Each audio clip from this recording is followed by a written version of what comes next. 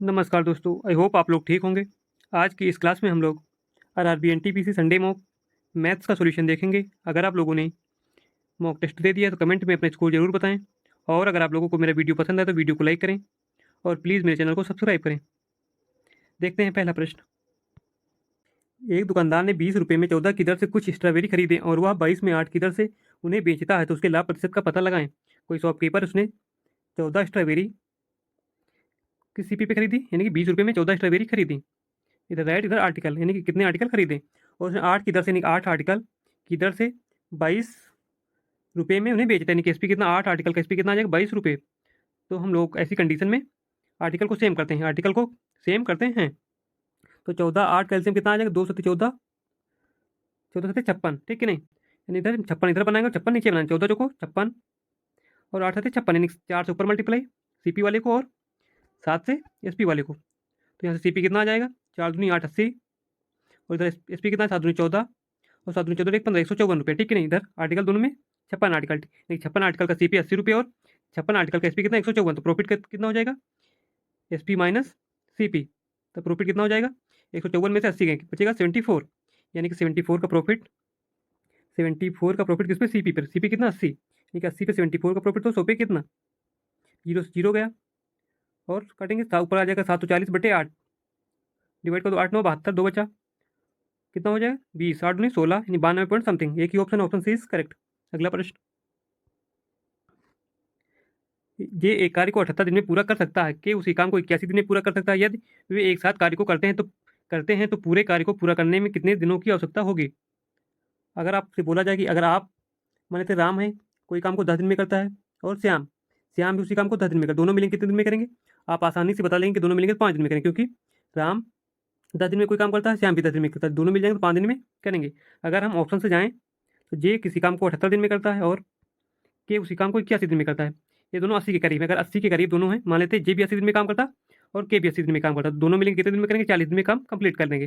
तो इसके पास एक ही option, option C is correct. हमारे हिसाब से ऑप्शन सी करेक्ट होना चाहिए। अगर ऐसे जाए बिना सॉल्व किए तो ऑप्शन सी करेक्ट होना चाहिए, बट हम लोग सॉल्व कर लेते। जे किसी काम को 78 दिन में पूरा कर लेता है और के किसी काम को 81 दिन में पूरा कर लेता है, तो टोटल में कितना आ जाएगा इनका एलसीएम, 78 और 81 का एलसीएम। 3 से काटेंगे, 3 दूनी 6, 3 छंग 18, 27 से 81, ठीक है नहीं। कितना आ गया, 3 × 26 × 27, इनका एलसीएम कितना आ गया, 3 × 26 × 27। इफिशियंसी का रेशियो कितना आ जाएगा, 78 26 से 78 यानी कि 27 आ जाएगा इनकी इफिशियंसी। 27 यानी कि जे एक दिन में 27 काम करता है, और के 81 27 से 81 26, यानी कि ये एक दिन में 26 काम करेगा। तो जे प्लस के दोनों मिलेंगे तो एक दिन में कितना काम करेंगे, 7 6 13, 2 2 4 और 1 5, 53 काम। जे और के मिलेंगे तो एक दिन में 53 काम करेंगे। टोटल वर्क कितना है, इतना 3 × 26 × 27, टोटल वर्क कितना है, दोनों मिलेंगे एक दिन में इतना काम करते, तो इतना काम बटे 53, ठीक है नहीं। डन। तो हम देखते हैं इकाई के अंक से, ठीक है नहीं। तो ऊपर कितना, 7 अंक 42, यानी 2 2 3 6, यानी कि ऊपर आ जाएगा 6/53। अब देखते हैं सॉल्व करके, 53 तो सभी में नीचे है, ठीक है नहीं। तो 3 7 21 और 21 9, तीसरे की लास्ट में इकाई का अंक 0/53, पहला ऑप्शन गलत, आना चाहिए 6। यहाँ से 3 बचे 15, यानी कि लास्ट में 5 5 9 14, यानी कि लास्ट में 4/53, ये भी ऑप्शन गलत। यहाँ से देखते 3 9 27 27 9 36, यानी कि लास्ट में 6/53, ये ऑप्शन हो सकता है। इसमें देखते 3 3 9 और 9 9 18, लास्ट में 8/53, ये भी ऑप्शन गलत। Option C is correct. अगला प्रश्न। क्यों 87 घंटों में एक यात्रा पूरी करता हुआ यात्रा का पहला आधा भाग 84 किलोमीटर प्रति घंटे की गति से, शेष भाग 90 किलोमीटर प्रति घंटे की गति से पूरा करता है। पूरी यात्रा में कुल दूरी ज्ञात करें। अगर ऐसी कंडीशन में टोटल टाइम हमें दिया गया हो तथा दूरी हमें निकालनी हो, तब इसके लिए क्या फॉर्मूला होता है, डी इज इक्वल टू, यानी कि distance is equal to S1 यानी पहली स्पीड गुणे दूसरी स्पीड बटे दोनों स्पीड का सम, यानी S1 + S2 into total time जो कि हमें दिया है। तो डी यानी कि डिस्टेंस हमें निकालना है, S1 × S2, यानी कि पहली स्पीड 84 दूसरी 90, यानी पहली स्पीड 84 दूसरी 90 बटे इन दोनों का सम, यानी कि 4 0 4 9 8 9 18 और 1 17, ठीक है। 17 गुणे टोटल टाइम कितना है 87, यानी कि 87। सॉल्व कर लेंगे, 87 दूना 174, यानी 2 टाइम से पूरा कट गया। यहाँ से काटेंगे 2 दूनी 4, सॉरी 2 चौको 8 2 दूनी 4, यानी कि डी इज इक्वल टू कितना है 42 गुणे 90। सॉल्व करेंगे 0 9 दूनी 18, यानी कि लास्ट में 80, कितना आ जाएगा 9 दूनी 18 9 चौक 36 36 और 1 यानी कि 3780। डिस्टेंस कितनी आ गई 3780। आप लोग याद रखिएगा, अगर कुल दूरी निकाल रहा है तो यानी कि वन साइड की दूरी है, कितनी वन साइड की दूरी आ गई। इस कंडीशन में एक आधी दूरी आ गई, यानी कि वन साइड की दूरी आ गई।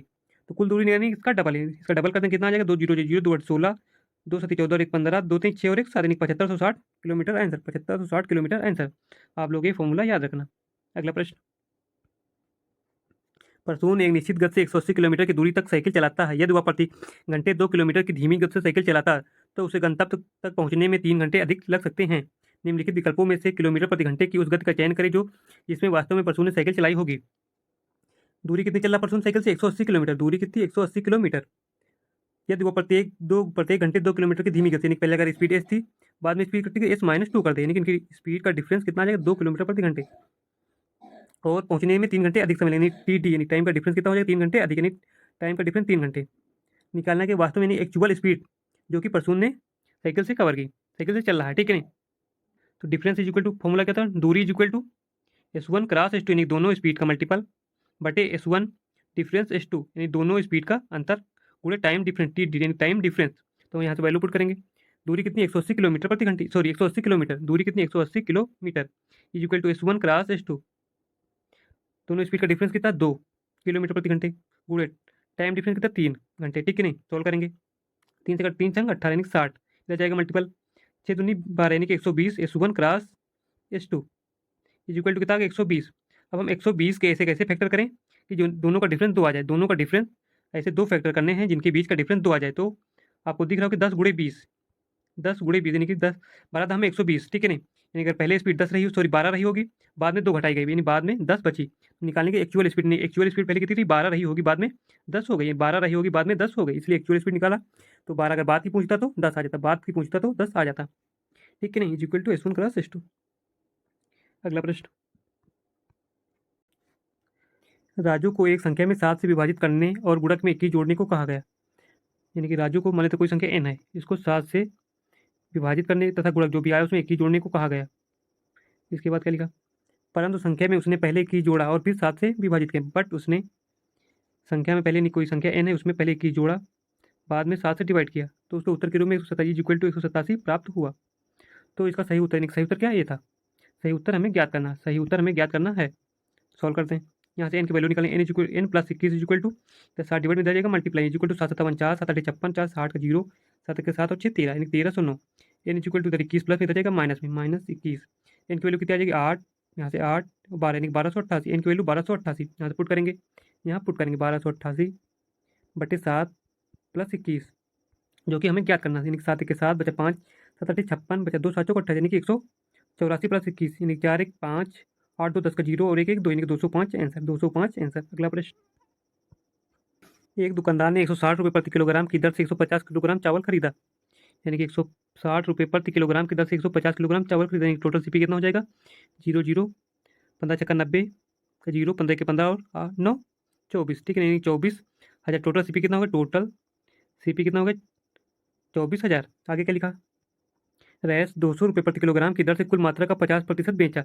कुल मात्रा कितनी थी, 150 किलोग्राम, इसका 50% मतलब आधा, यानी 75 किलोग्राम को 200 रुपये प्रति किलोग्राम की दर से बेचा। 200 रुपये प्रति किलोग्राम की दर से कितने रुपये का बेचा, एसपी कितना आ गया, हाफ एसपी, यानी 75 दूनी 150, यानी 15,000, हाफ एसपी कितना, 15,000। आगे 35% समग्र लाभ अर्जित करने के लिए उसे शेष मात्रा को प्रति किलोग्राम की किस मूल्य पर बेचना चाहिए, यानी कि 24,000 पे हमें अर्जित करना 35% का लाभ, 35% की फ्रैक्शन, 35% की फ्रैक्शन 7 35 7 बटे 20, यानी 20 की चीज़ में 7 का प्रॉफिट नहीं, हमें 27 बटे 20 पे कोई सीपी को बेचना चाहिए, यानी कि 24,000 का 27 बटे 20, 0 0 का 2 12 24, यानी 1200 गुणे 27 मल्टीप्लाई करेंगे, 0 0 12 7 84 का 4, 12 दूना 24 24 8 32, यानी 32,400 में हमें टोटल को बेचना है फॉर 35% का प्रॉफिट के, 35% के प्रॉफिट के लिए हमें टोटल एसपी 32,400 चाहिए, ठीक है नहीं। उसमें से हम लोगों ने 15,000 में आधे चावल को बिक्री कर लेनी, इसमें से 15,000 में आधे चावल को बिक्री, तो टोटल अभी कितना अर्न करना चाहिए, 0 0 4 7, यानी कि 17,400 की अभी बिक्री करनी चाहिए, किस पे, हाफ चावल, 75 किलोग्राम बेच दिया, 75 किलोग्राम अभी बचे। ये 75 किलोग्राम को किस रेट पर बेचे कि हमें पूरे पर 35% का लाभ हो, मान लेते 1 किलोग्राम प्रति रुपये की दर से बेचेंगे, 1 रुपये प्रति किलोग्राम की दर से बेचे, कितना आना चाहिए, 17,400, 17,400। सोल्व कर लेंगे, इसको हम 174 गुणे से लिख सकते हैं, बिल्कुल लिख सकते हैं, ठीक है नहीं। सोल्व करेंगे 25 से 75, 3 इंटू एक्स, 25 चौको 100, 3 से कटेंगे 3 पचे 15 3 अठे 24 यानी कि एक्स वैल्यू कितनी आ जाएगी 58 गुणे 4 58 गुणे 4 मल्टीप्लाई करेंगे 4 अठे 32 4 पंचे 20 और 3 23 यानी कि 232 यानी कि हमें बचे हुए चावल को 232 रुपये प्रति किलोग्राम की दर से बेचना चाहिए। बचे हुए चावल को 232 रुपये प्रति किलोग्राम की दर से बेचना चाहिए। अगला प्रश्न, कैलाश एक काम को जितने समय में करता है ऋचा उस काम को उससे आधे समय में कर सकती है। कोई कैलाश के है, अगर कोई काम 2 दिन में करता है तो ऋचा यानी कि यार उससे आधे दिन में कर, कैलाश 2 दिन ले रहा था तो ऋचा 1 दिन लेगी। आगे, संजय उसी काम को ऋचा द्वारा लिए गए समय का 1/3। संजय अगर ऋचा 1 दिन ले रही तो उसका 1 यानी कि 1/3 दिन में संजय भी वो काम पूरा कर लेगा। ठीक है नहीं, तो इनके द्वारा लिए गए समय का अनुपात कितना है 2:1:1/1/3। 3 से इधर मल्टीप्लाई कर दो 3 से इधर 3 से इधर सोल्व करेंगे तो इनका अनुपात कितना आ जाएगा 2 3 6 3 के 3 3 से 3 यानी कि 1।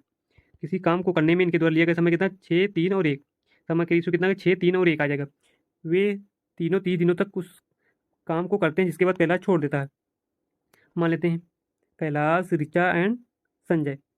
कैलाश किसी काम को 6 दिन में करते हैं और ऋचा उसी काम को 3 दिन में करते हैं और संजय जो है 1 दिन में करते हैं। तो यहाँ से टोटल वर्क कितना है टोटल वर्क कितना आ जाएगा इनका एलसीएम 6 3 18 सॉरी इनका तीनों का एलसीएम 6 आ जाएगा 6x। ठीक है नहीं, यहाँ 6 के 6 यानी कि 1 इनकी एफिशिएंसी का रेशियो कितना आ जाएगा 1 या 3 दूनी 6 यहाँ पे 6 के 6 यानी कि कैलाश किसी काम को सॉरी 1 दिन में 1 काम करता है, ऋचा 1 दिन में 2 काम करती है और संजय 1 दिन में 6 काम करते हैं। ठीक है नहीं, वह तीनों मिलकर 30 दिनों तक काम करते हैं।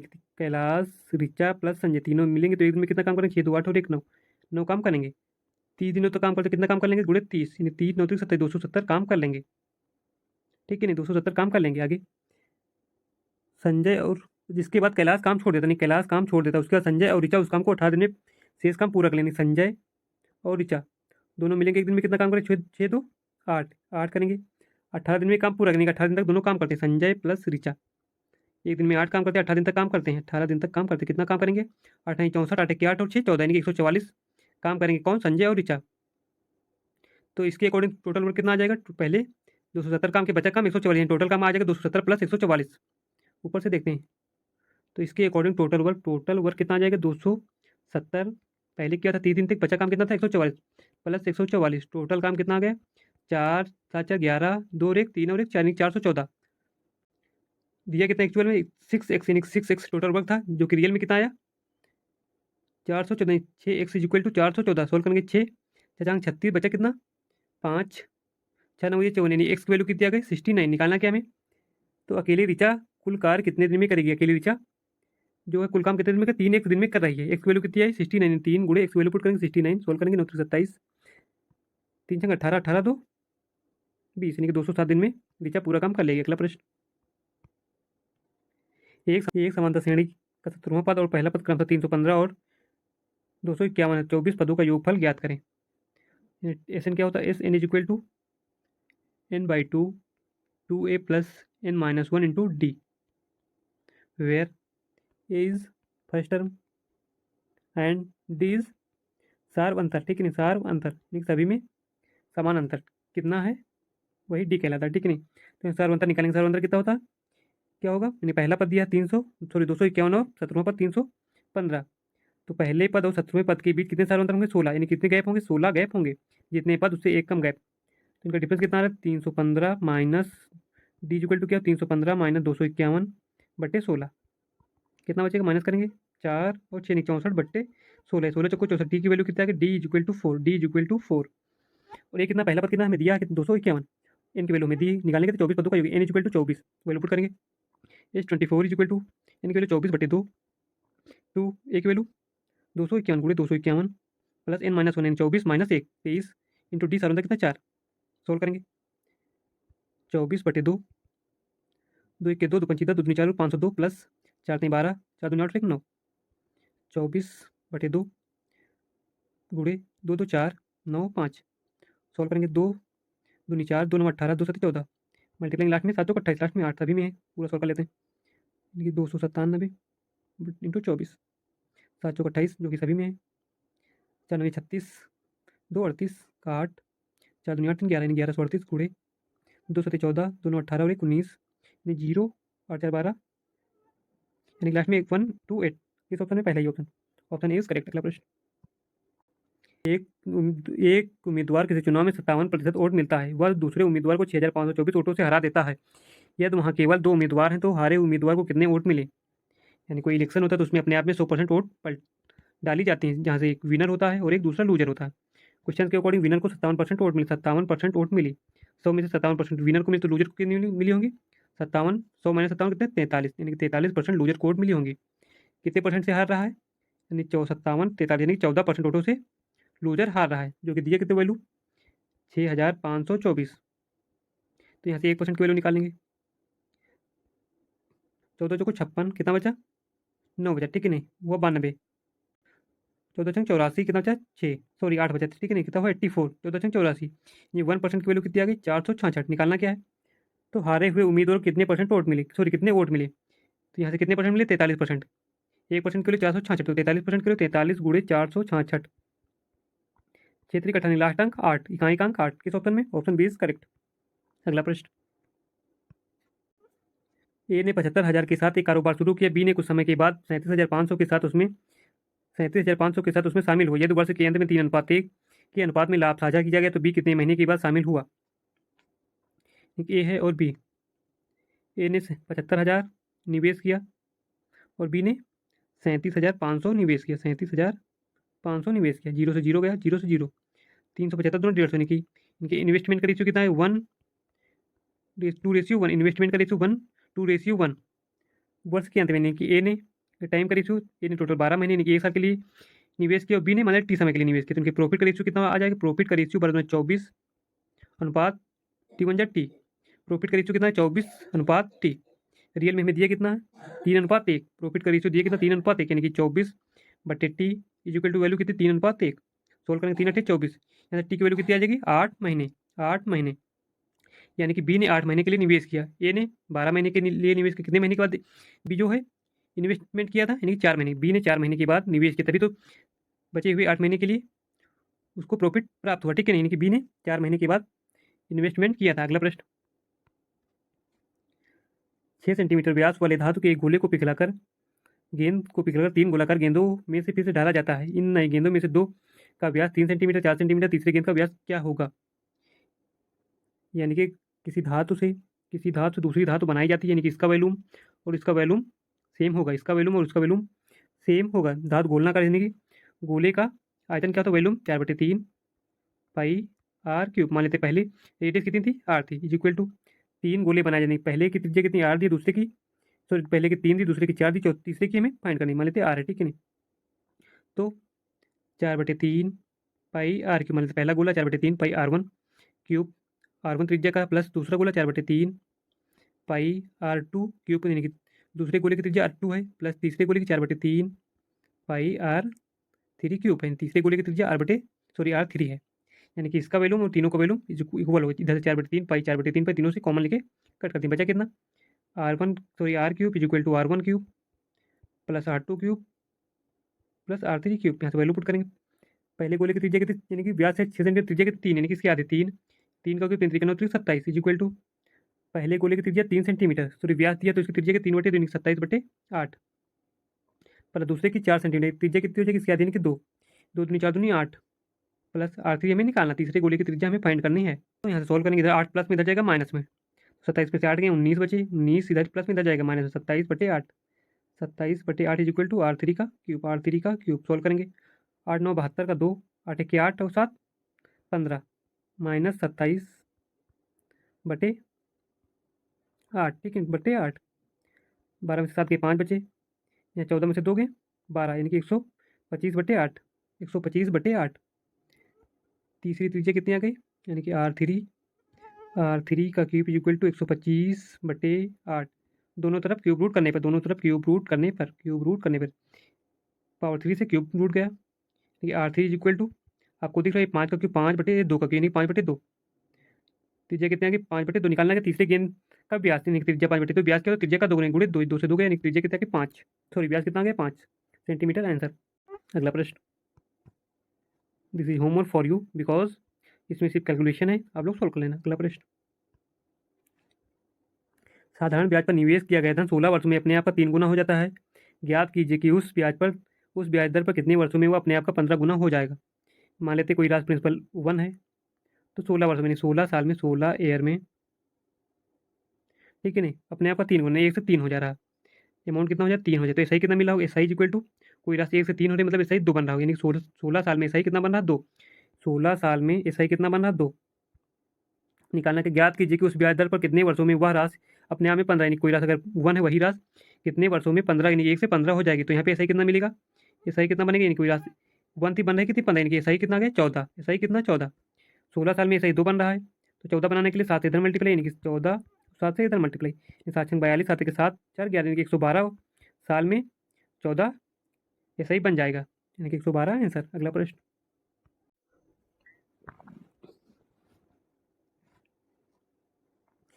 पी क्यों एक वृत्त की जीवा है। वृत्त पर बिंदु एक्स पर स्पर्श रेखा एक सार बढ़ाई गई। एक मिनट, ये कोई वृत्त है, सॉरी, ये कोई वृत्त है, इस पर कोई जीवा क्या है एक्स, पी क्यू, इस पर कोई जीवा है, नहीं मान लेते P Q, P and Q कोई एक जीवा है। आगे, वृत्त पर बिंदु एक्स पर स्पर्श रेखा एक सार बढ़ाई गई। कोई स्पर्श रेखा यहाँ से ये से एक्स, एक्स पर कोई स्पर्श रेखा है जो एक आर तक बढ़ाई, यानी कि आर तक बढ़ाई गई, आर तक बढ़ाई गई। इसके बाद पी क्यू आर पर काटते नहीं, जो पी क्यू है ये आर पर काटते सीधे गई, यहाँ पे आर पे काटते ही ये पॉइंट आर, यहाँ पे वैल्यू क्या दी X R equal to 12 X R, यानी कि ये दूरी कितनी 12, एक्स आर कितनी 12, और P Q equal to X, P Q equal to X है, Q R equal to X minus two, Q R X minus two. तो एक्स का मान ज्ञात करें। इस कंडीशन में क्या होता है, इसका स्क्वायर यानी कि एक्स आर का स्क्वायर, एक्स आर का square is equal to A total दूरी, पहले ए टोटल दूरी यानी कि X plus X 2x minus two total दूरी, इसके बाद ये रिमेनिंग यहाँ से लगा कि यहाँ तक रिमेनिंग दूरी का मल्टीपल इक्वल होता है, यानी कि एक्स माइनस टू आपस में इक्वल होता है। तो यहाँ से वैल्यू पुट कर एक्स का आर की वैल्यू कितनी 12, यानी कि 12 का स्क्वायर, यहाँ से वैल्यू पुट करते हैं डायरेक्ट, 12 का स्क्वायर कितना आ जाएगा 144, 12 का square 144 is equal to 2x minus two, X minus two. हम निकालना कि एक्स का मान निकालना, तो यहाँ से हम ऑप्शन से जा सकते हैं, नहीं तो दो घात समीकरण बनेगी, उसको सोल्व करेंगे टाइम लगेगा। यहाँ सेटिस्फाई करेंगे एक्स की वैल्यू रखें कि 144 आ जाए, ठीक है नहीं। तो यहाँ से 10 रख के देखते हैं, 10 दूनी 20 कितना बचेगा, यानी कि 18 यहाँ पे बचेगा, यहाँ पे 10 में से 2 गए 8, 8 अठाई 64 गलत हो जाएगा, वहाँ बन सकता है 8 64, 8 की 8 6 14, यानी कि 144, यानी कि ऑप्शन पहला ही सेटिस्फाई कर रहा है, यानी कि ऑप्शन ए इज करेक्ट। अगर पहला ऑप्शन ना सेटिस्फाई करता तो दूसरे एक्स की वैल्यू 6 मान के यहाँ पे पुट करते हैं, अगर 144 आता सेटिस्फाई करता तो 6 सही हो जाता, बट पहला ऑप्शन ही सही है। अगला प्रश्न,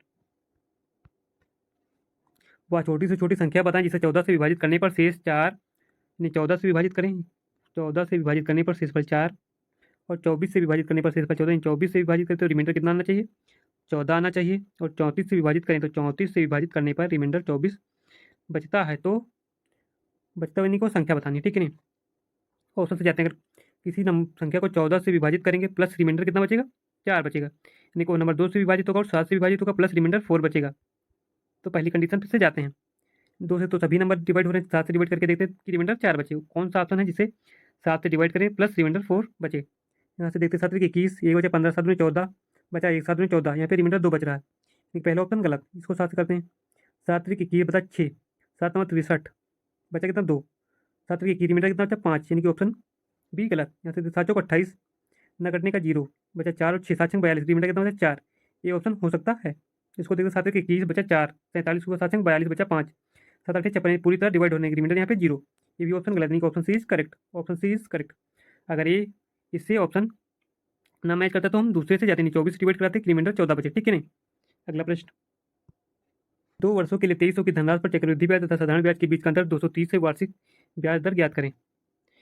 जब टाइम 2 साल का हो, टाइम 2 साल का हो तो then C I minus S I equal to क्या होता, प्रिंसिपल इंटू आर बटे 100 का स्क्वायर, आर बटे 100 का स्क्वायर। वैल्यू पुट करें, सी आई माइनस एस आई 230 दिया है, इज इक्वल टू प्रिंसिपल कितना 23,000 इंटू आर बटे 100, यहाँ पे वैल्यू स्क्वायर खोल देंगे, आर बटे 100 का स्क्वायर 10,000, 100 का स्क्वायर 10,000, 100 का 0 0 3 0 से 3 0 गए, बचा कितना 10, 23 से 23 दाम में 230 इक्वल टू आर बटे 10, तो आर कितना आ गया दादा में 100%, सॉरी सॉरी का कुछ मिस्टेक हुआ यहाँ पे शायद।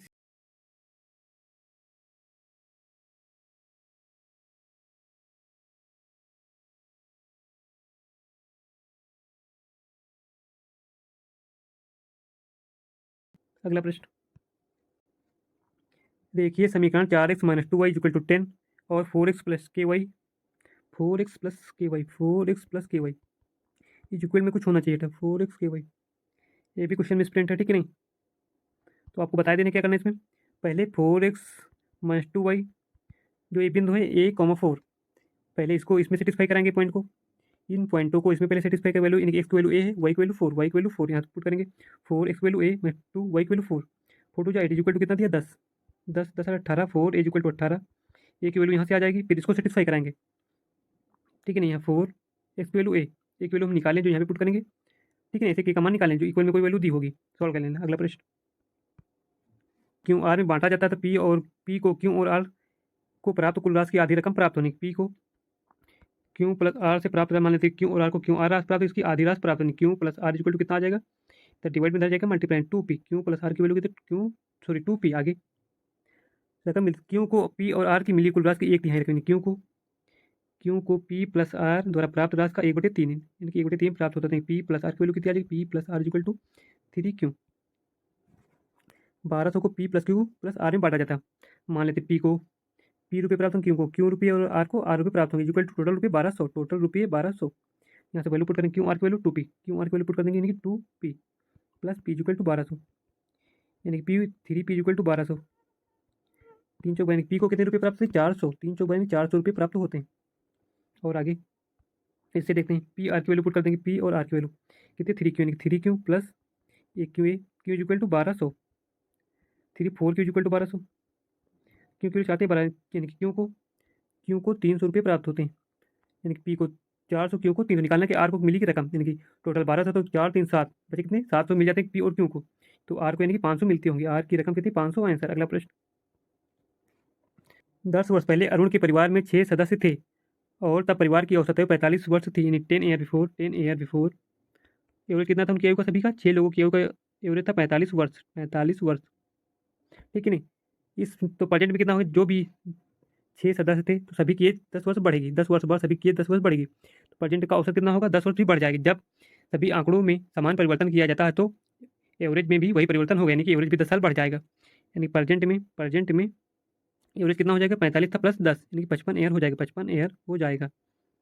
आगे, इसी बीच अरुण का विवाह होता है और उसकी पत्नी और एक बच्चे को जन्म देती है, आज के दिन तक उसके परिवार की औसत में कोई परिवर्तन नहीं, पहले 45 था अभी 45 ही है, पहले 45 था अभी 45 ही है। आगे क्या लिखा, अगर बच्चे और माँ की आयु में 22 वर्ष का अंतर है, यानी कि मदर एंड सन का डिफरेंस कितना 22 वर्ष, तो उसकी पत्नी की वर्तमान आयु निकालनी है, तो टोटल 6 सदस्य पहले थे उनका औसत कितना था 55, तो उनके प्रेजेंट में इनकी एज का सम कितना होगा 6 पंचे 30, 6 पंचे 30 33, यानी कि एज का सम कितना प्रेजेंट में एज का सम कितना 330, 330 सम हो प्लस इसमें मदर आ जाती है और प्लस एक सन आ जाता है, टोटल कितने लोग हो जाते हैं 7, पहले 6 थे बाद में 2 लोग और यानी कि 8 लोग हो जाते हैं, तो इनका एवरेज कितना पहले जैसा ही रहता है, यानी कि 45, एवरेज कितना 45, टोटल एज का सम बटे टोटल मेंबर का नंबर 8, ठीक है सोल्व करेंगे, 330 plus M plus S equal to इधर डिवाइड में जाएगा मल्टीप्लाई में इक्वल टू 8 45 8 चौक 32 8 360 जाएगा माइनस में, यानी कि mother plus son equal to 360 minus 330 बचेगा 30, कितना आ जाएगा mother plus son equal to 30, ठीक है नहीं। निकालना क्या है, तो पत्नी की यानी कि मदर की वर्तमान एज माइनस कर देंगे 0, सन से सन गया है, 2 मदर इज इक्वल टू 30 भी 50 52, 2 से 26, माता जी की एज कितनी आ गई 26 year, option D is correct. अगला प्रश्न, निम्नलिखित प्रश्न का उत्तर देने के लिए दिए गए दंड आरेख और आंकड़ों का अध्ययन कीजिए, 4 विभिन्न कंपनियों ABCD का निवेश कारोबार और लाभ दिया गया है, ठीक है नहीं।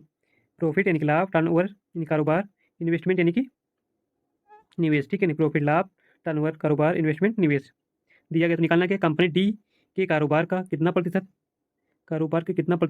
कंपनी सी का लाभ है, यानी कि कंपनी डी का कारोबार टर्नओवर कितना कंपनी डी का 8.8, यानी कि 8.8 का मान लेते X% बटे 1/100, कंपनी सी का लाभ है, सी का लाभ कितना प्रॉफिट ऑफ सी यानी 2.3, ये तो निकालना था कि कंपनी डी का कारोबार कितने प्रतिशत है सी के लाभ का, यानी सी के लाभ का मान लेते 1% है, सोल्व करेंगे 0.3 पॉइंट से यहाँ पे 8.8 पॉइंट से पॉइंट गया, सोल्व करेंगे 4 सेकंड 4 दूनी 8 4 दूनी 8 25 को 100, तो 23 गुणे 25 बटे 22 इज इक्वल टू एक्स, ठीक है नहीं।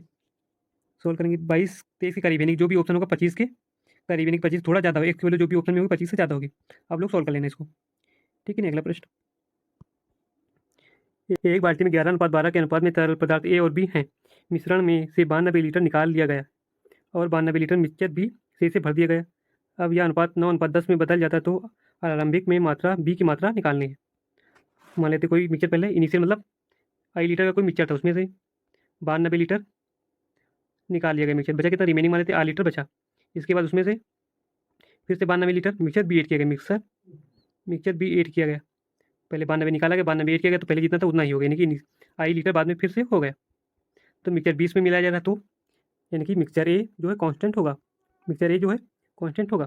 तो देखते हैं, तो रिमेनिंग में मिक्सचर ए कितना होगा, टोटल मिक्सचर 11 12 23, ठीक है 23, मिक्सचर ए कितना 11, यानी कि मिक्सचर ए 11 कितने टोटल में 23 में मिक्सचर ए कितना कांस्टेंट है, तो हम कांस्टेंट को लेकर चलेंगे, ठीक है नहीं। और इतना ही इनिशियल में भी होगा, ठीक है नहीं, क्योंकि इस पर कोई फर्क नहीं पड़ेगा, क्योंकि मिक्सचर 20 में मिलाया जा रहा है, तो मिक्सचर ए कांस्टेंट होगा, यानी कि इनिशियल में भी इतना ही होगा। इक्वल टू बन कितना जा रहा है 9:10, 9:10, यानी कि मिक्सचर ए अगर 9 होगा तो मिक्सचर भी 10 होगा, ठीक है नहीं। टोटल 9 10 19, टोटल मिक्सचर अगर 19 हो तो उसमें से 9/10 मिक्सचर ए होगा, इक्वल टू 9/10। इधर से मिक्सचर इधर ए है, इधर भी ए, ठीक है नहीं। सोल्व करेंगे, आर अपान आई यानी कि रिमेनिंग, और इनिशियल इक्वल टू 11 धाम में यहाँ पे सॉरी 19, टोटल मिक्सचर 19, 11 9 99, 11 के 11 9 20, 209, 30 सेकंड 9 30 27, 2 दूनी 18 18 3 20, यानी कि 207। अगर रिमेनिंग मिक्सचर 207 है, एक मिनट, कितना आ गया, remaining upon initial equal to 207 upon 209। अगर रिमेनिंग 207 है तो इनिशियल कितना 209, कितना कम है 2, यानी 2 लीटर निकाला जा रहा है रिमेनिंग से इनिशियल, ठीक है। इसकी वैल्यू कितनी 92 लीटर, एक्चुअल में कितनी निकाली जा रही है 92, 2 यूनिट की वैल्यू 92। सोल्व करेंगे तो 1 यूनिट की वैल्यू 2 चौको 8, 2 चंग 12, यानी कि 46, 1 यूनिट की वैल्यू 46। तो टोटल मिक्सचर कितना हो गया, टोटल मिक्सचर यानी कि टोटल मिक्सचर कितना आई, यानी कि इनिशियल, ठीक है 209 यूनिट की वैल्यू कितनी 209 गुणे 46, टोटल मिक्सचर कितना 209 गुणे 46 हो गया। हमें निकालना क्या है, आरंभिक यानी कि इनिशियल में मिक्सचर बी की मात्रा, आरंभिक मिक्सचर बी कितना था 12, ठीक है मिक्सचर बी कितना था 12, 12 मिक्सचर बी था कितने में 12 11 23 में, 23 में मिक्सचर बी कितना था 12, तो यानी कि 12/23 की वैल्यू में निकालनी। सोल्व करें 23 में 46, 12 में 24, फिर इसका मल्टीप्लाई के बाद 9 या 108 का जीरो, सॉरी 108 का 8 बचा कितना कह रहे 10, 12 जीरो जीरो का जीरो कह रहे कितना 1, फिर 12 में 24 हो रही 25, 2508 गुणे कितना बचा 2, 2 8 16, 2 5 10 का जीरो, 2 4 5016 आंसर, 5016 आंसर। अगला प्रश्न, अगर ए का निकालना होता तो क्या करते, प्रारंभिक में निकालना होता ए का, तो ये 11 कितने टोटल में 23 में, यानी कि इसका कर देते टोटल मिक्सचर का 11/23 कर देते। अगर बाद में निकालना होता मिक्सचर ए का तो 9/19 कर देते, ठीक है नहीं। अगला प्रश्न, यदि बिना पुनरावृत्त के साथ 1 3 5 9 और 6 का उपयोग करके कोई 5 अंकों की संख्या बेहतरीन ढंग से बनाई जाती तो उसके 2 से विभाज्य होने की प्रायिकता। आप लोग जानते होंगे, अगर कोई नंबर 2 से डिवाइड हो रहा है, कोई नंबर 2 से डिवाइड होगा तो लास्ट में इवन नंबर होना चाहिए, लास्ट में इवन नंबर होना चाहिए। अगर इन नंबरों से कोई नंबर हम बनाएंगे तो लास्ट में इवन नंबर आने की प्रायिकता क्या होगी, हमें ये निकालेंगे। इवन नंबर से उसमें एक है, वो भी 6, अगर लास्ट में 6 होगा तभी वो नंबर 2 से, ठीक है ना, तभी वो 2 से विभाजित होगी। अगर इसमें से बाकी कोई होगा 7 1 3 5 9 कोई होगा तो वो नंबर 2 से विभाजित नहीं होगी, यानी कि अगर 2 से नंबर विभाजित करना है तो एन इवेंट, यानी इवेंट के लिए कितना है 2, सॉरी 1, ऐसे एक ही नंबर है जो लास्ट में आएगा तभी वो 2 से डिवाइड होगा। टोटल सैंपल कितने हैं, एन एस कितने हैं, 1 2 2 4 2 6, टोटल सैंपल कितने हैं। तो प्रायिकता क्या होगी, प्रायिकता is equal to N is equal N E upon N S 1/6 answer, यानी कि टोटल 6 में से 2 से विभाजित बनी संख्या, ऐसी संख्या जो 2 से विभाजित हो उसकी प्रायिकता 1/6, यानी कि अगर सिर्फ लास्ट में 6 होगा तभी वह नंबर 2 से डिवाइड होगा, यानी कि 1/6 आंसर। अगला प्रश्न, नीचे दिए गए द्विघात समीकरण के हल करें और एवं वही की भी संबंध ज्ञात करें। तो आप लोग सॉल्व कर लेना, बिकॉज आप लोग क्लास 10 से ही ऐसे द्विघात समीकरण सॉल्व करते आते हैं। यहाँ से एक्स की वैल्यू निकालेंगे जो कि 2 वैल्यू निकलेंगे, यहाँ से वाई की वैल्यू निकालेंगे जो कि 2 वैल्यू निकालेंगे, इनके बीच रिलेशन बनेंगे, या तो एक्स की वैल्यू वाई से बड़ी होगी या वाई की वैल्यू एक्स से बड़ी होगी, जो भी कंडीशन आए वही ऑप्शन आप लोग टिक कर लेना। अगला प्रश्न, 4 क्रमागत प्राकृतिक संख्याओं के वर्गों का योग 294 जो कि हमें दिया संख्या, तो संख्याओं का योग क्या होगा। मान लेते 4 क्रमागत संख्या क्या है, एक्स है, दूसरी x+1 है, तीसरी x+2 है, चौथी x+3 है, ठीक है नहीं। निकालें संख्याओं का योग निकालना, तो हम निकालते हैं यहाँ पे 3x 4x is equal plus 1 2 3 3 6, यहाँ x+3, ठीक है नहीं, यानी कि 6, यानी जो भी ऑप्शन होगा 4 का मल्टीपल प्लस 6 रिमाइंडर बचेगा। ऑप्शन से जाते हैं, इसको 4 8 32 प्लस 6, यानी कि ऑप्शन हो सकता है, इसको देखते 4 7 28, यानी 4 का मल्टीपल 28 प्लस 6 34, यानी कि वो भी ऑप्शन हो सकता है। इसको देखते 4 7 28 प्लस 2, इसमें रिमाइंडर 2 आ रहा है, यानी कि ऑप्शन नहीं हो सकता। इसको देखते 4 5 20 प्लस 20 6 भी हो सकता है, ठीक है नहीं, ये ऑप्शन सी एकदम से रॉन्ग। अब पहला ऑप्शन देखते हैं, 4 7 28, सॉरी 4 8 32, एक्स वैल्यू कितनी है 8, 4 8 32, यानी कि एक्स वैल्यू वाले मान लेते 8, तो नंबर कितना 8 9 10 11, तो संख्या क्या होंगी 8 9 10 11, तो इनके वर्गों का योग निकालते 28 64 9 9 81, 10 10 में 100, 11 करें 121, निकालते हैं 1 1 2 4 6, 2 8 2 10 6 14 का 4 कह रही कितना 1 1 और 1 246, आना कितना चाहिए 294, यानी कि पहला ऑप्शन रॉन्ग, ठीक है नहीं। 1 1 2 4 2 6 2 0 8 2 10 6 16 6 2 1 3 366, पहला ऑप्शन गलत, यानी आना कितना 294। अगला ऑप्शन देखते हैं, अगला ऑप्शन एक्स वैल्यू यहाँ से कितनी आएगी 7 चौक 28, यानी कि एक्स वैल्यू 7। नंबर क्या हो 7 8 9 10, नंबर क्या हो 7 8 9 10, यहाँ से स्क्वायर देखते 7 49 28 64 9 81, 10 हमें 100। इनका भी एड करते हैं, इनका सम कितना होगा 0 1 4 1 5 9 14 का 4, 14 का 4 0 8 6 14 14 6 20 और 21, सॉरी 0 1 4 1 5 5 9 14 का 4 0 8 6 14 14 4 18 18 19, यानी कि 94 और 1 1 2, यानी कि 294। आना कितना चाहिए 294 पहला ऑप्शन बी सेटिस्फाई, यानी कि ऑप्शन बी इज करेक्ट। अगला प्रश्न बी माइनस सिक्स द्विघात समीकरण X square minus six X plus B equal to zero का एक मूल है जहाँ बी एक पूर्णांक है, तो बी स्क्वायर का अधिकतम मान क्या होगा। सभी वैल्यू स्क्वायर में है, बी स्क्वायर की वैल्यू सभी दी है, तो बी की वैल्यू यहाँ से अगर पहला ऑप्शन देखें तो 6 आएगी, दूसरे से 7 आएगी, तीसरे से 8 64 आएगी, चौथे से 99 क्या आएंगे।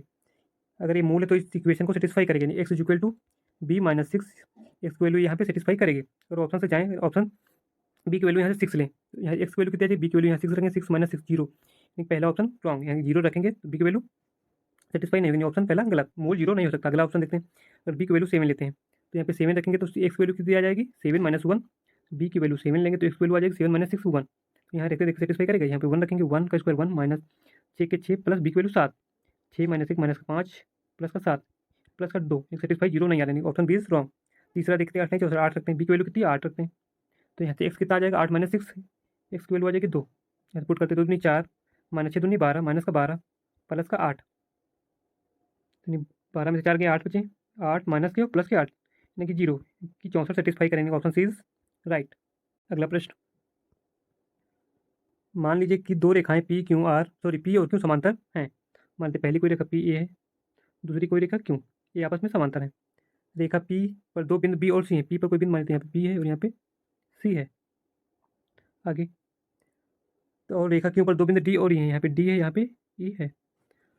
बी और ई से होकर जाने वाली बी और ई से होकर जाने वाली रेखा सी और डी से होकर जाने वाली रेखा दोनों रेखाओं को पी और क्यू के बीच ए पर प्रतिच्छेद करती हैं, यानी कि यहाँ से जाने वाली रेखा ए यहाँ से दोनों को प्रतिच्छेद करती हैं यहाँ पे ए पर, ठीक है नहीं, ए पर प्रतिच्छेद करती हैं।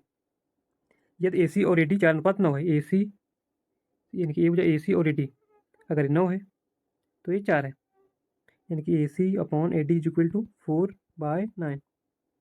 तो त्रिभुज ए बी सी और त्रिभुज डी सी यानी कि त्रिभुज ए बी सी ए और A D C A D ई ए के क्षेत्रफलों का अनुपात क्या होगा। ठीक है, तो दो त्रिभुज बने, एक त्रिभुज ए और दूसरा त्रिभुज ऊपर वाला ए, तो दोनों त्रिभुज समरूप होंगे अगर आप सही से देखें, क्योंकि ए एंगल आपस में सेम होंगे क्योंकि शीर्षाभिमुख कोण है, और यहाँ से ए एंगल आपस में सेम क्योंकि एकांतर कोण है, और यहाँ से ए एंगल और ए एंगल ए क्योंकि आंतरिक और एकांतर कोण है, ठीक है नहीं, यानी कि ए त्रिभुज और एक त्रिभुज आपस में समरूप होंगे, आपस में समरूप होंगे।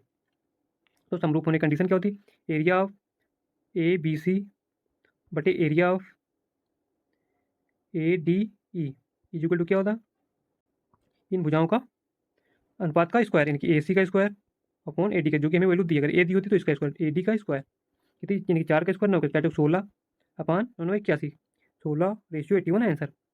अगला प्रश्न, एक्स वाई जेड तीन संख्या इस प्रकार है कि एक्स जेड का 30% है, यानी कि एक्स जेड का 30%, यानी कि एक्स जेड अगर 100 है तो एक्स इसका 30% यानी कि 30 है, 100 का 30% 30, ठीक है नहीं, और वाई जेड का 40% है, यानी कि वाई जो है जेड का 40%, जेड अगर 100 है तो जेड वाई कितना हो जाएगा 40, 100 का 40% 40, ठीक है ना। तो इनका रेशियो निकालते 0 से 0 0, रेशियो 3 रेशियो 10 रेशियो 4 निकालना क्या है, यदि एक्स वाई का पी% है तो पी का मान, कि एक्स जो है वाई का पी%, एक्स जो है वाई वाई का 4 का कितना परसेंट है मान लेते हैं पी% बटे 100, कौन X is equal to 3, solve करेंगे 25 चौको 100 25 यानी पी इज इक्वल टू 25 में 75% आंसर, सॉरी पी की वैल्यू 75, ठीक है नहीं। अगला प्रश्न, 10 की पावर 9 सॉरी 10 की पावर n से 6 की पावर 23 गुणे 75 की पावर 9 गुणे 105 की पावर 2 को विभाजित करता है तो इनका सबसे बड़ा मान ज्ञात करें। अगर 6 की पावर 23 गुणे 75 की पावर 9 गुणे 105 की पावर 2 को 10 की पावर n से विभाजित करना तो इनका मान निकालना।